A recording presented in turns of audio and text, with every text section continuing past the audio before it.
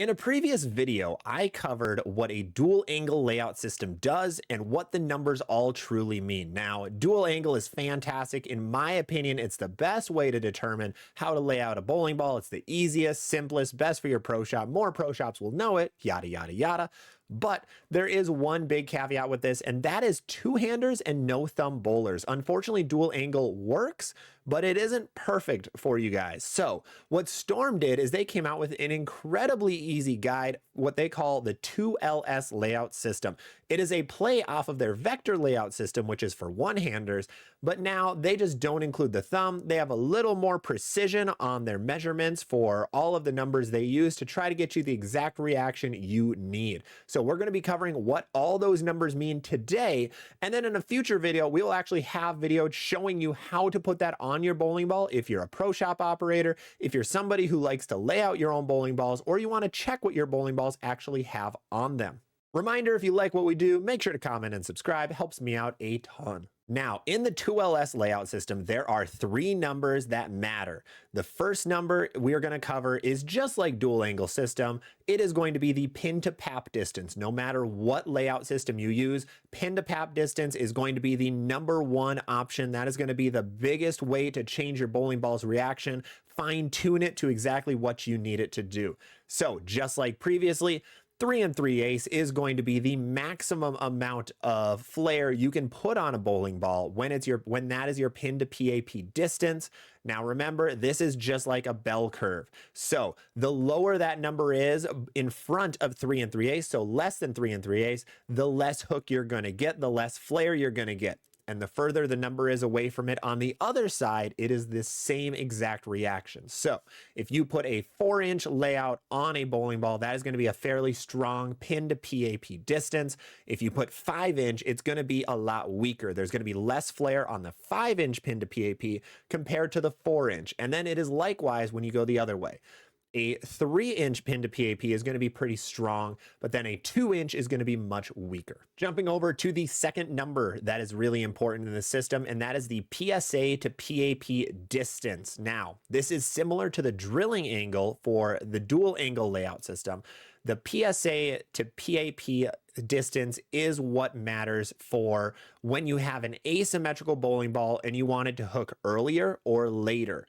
Now, the lower this number is, the earlier an asymmetrical ball is going to want to hook and the smoother it becomes. The longer this number is, the more symmetric we make this asymmetrical ball and the longer and sharper it wants to become. Now, I do mention asymmetrical bowling balls. This does matter a very, very tiny amount for symmetrical bowling balls. Will you be able to notice it? Probably not. But in general, it does that does affect how symmetricals roll to a little bit of a degree. Now, if you have a ball that has a 2-inch versus a 3-inch PSA to PAP and they're both symmetric, will you notice much of an impact? Probably not. I should preface too, all of the numbers I mentioned, especially these first two specifically, they can be between 0 inches and 6 3/4 inches. 6 3/4 inches is exactly halfway around the bowling ball. So that is why that is going to be the maximum distance you go. But in general, this second number, PSA to PAP, matters most on asymmetricals. And the lower the number, the earlier it hooks. The later the number, the bigger the number, the later it hooks. And finally, we are getting into the weirdest number that is in the 2LS layout system. This one is different compared to how a one-hander can do it. And this is the center of grip to the pin. So this is a very important distance for two-handers because as a two-hander, you cannot have any other holes in your ball minus your fingers. So in a one-hander layout, we have a thumb and we have the fingers, so the center of the grip is the middle point between the fingers and the thumb. As a two-hander, the center of your grip is between the finger holes because you don't have any other holes in the ball to cause an imbalance in that core. So what this pin to center of grip distance does is it changes the differential of the bowling ball. And if you remember when we explained in our core video, go check that out on the channel, differential determines the amount of flare that a bowling ball has. So this distance determines how much flare your ball will have.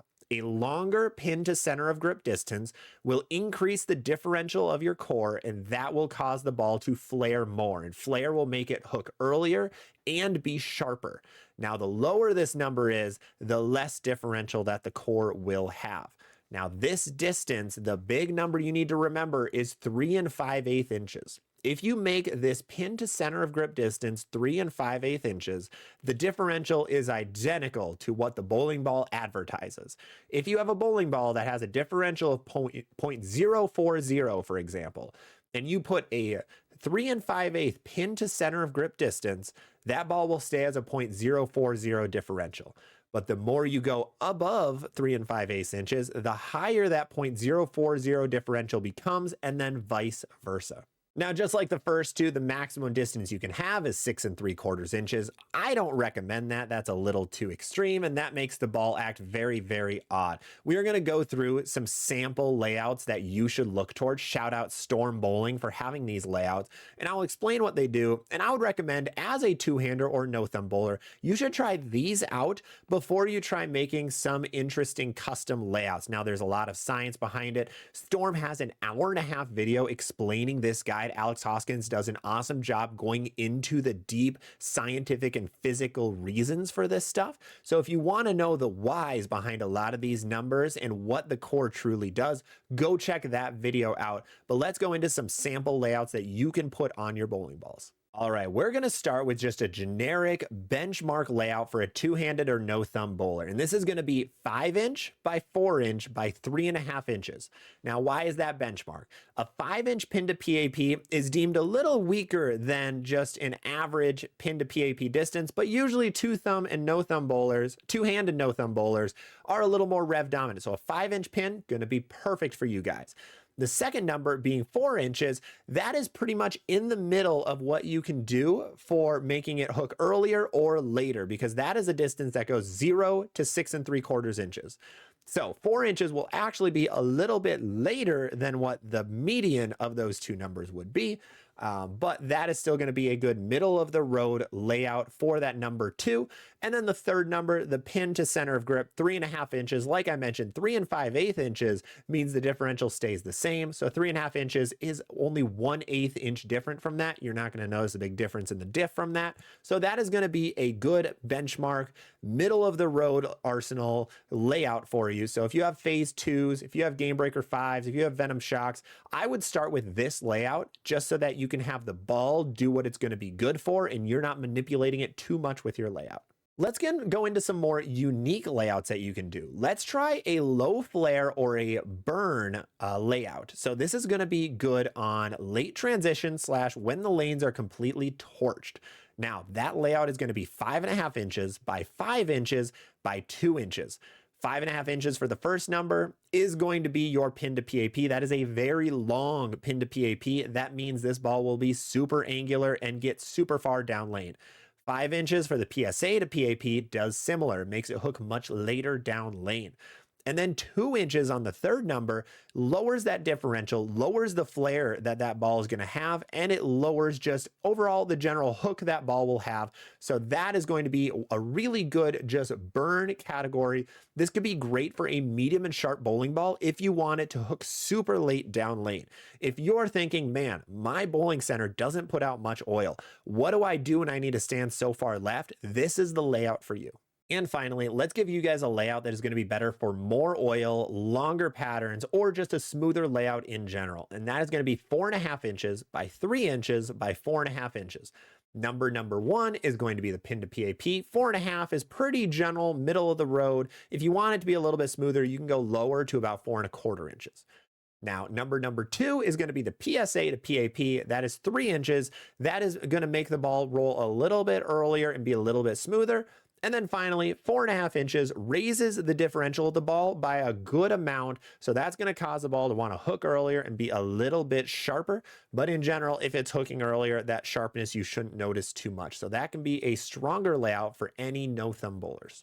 Now, in the future, we will have a video showcasing exactly how to lay out a 2LS bowling ball. This is going to be a little bit more usable for pro shop operators or people who like to lay out their own equipment. But in general, these numbers are what you can use to bring to your pro shop to tell them this is what reaction I want and this is what layout I want. Now, every pro shop in the nation should know how to do 2LS layouts. If they don't and you're a two-hander, I would highly recommend finding a pro shop who can, because as a two-hander, your layout must be different. Your pin cannot be just directly above your bridge. That is going to get the ball to do terrible, terrible things. Little bit of story time. One of my tournament teammates had a situation where his pro shop operator didn't lay his stuff out correctly. So he had a high road, for example, that was a 6.5-inch pin, which is absolutely bonkers. That is not something that's going to react well. So make sure you have a good pro shop operator who knows 2LS layout system, because that is what's only you guys can use. You cannot use just the regular layout system, unfortunately. Now, if you want to check your equipment, you can watch a video currently or wait a little bit and find a video when I showcase 2LS and go in reverse, and then you can see what your layout will be. The important number to know here is your positive axis point. I talked about in a few other videos. That is something that you must know before you do this stuff. So I would go try to check it out, either talk to your pro shop or find it on your own. There's a lot of great videos online for how to find your PAP, because that number is a necessity for doing 2LS. But that is going to be it for our 2LS layout guide. Let me know what you guys think. Otherwise, make sure to like, comment, and subscribe. Helps me out a ton. Thank you guys so much. I will see you on the next one.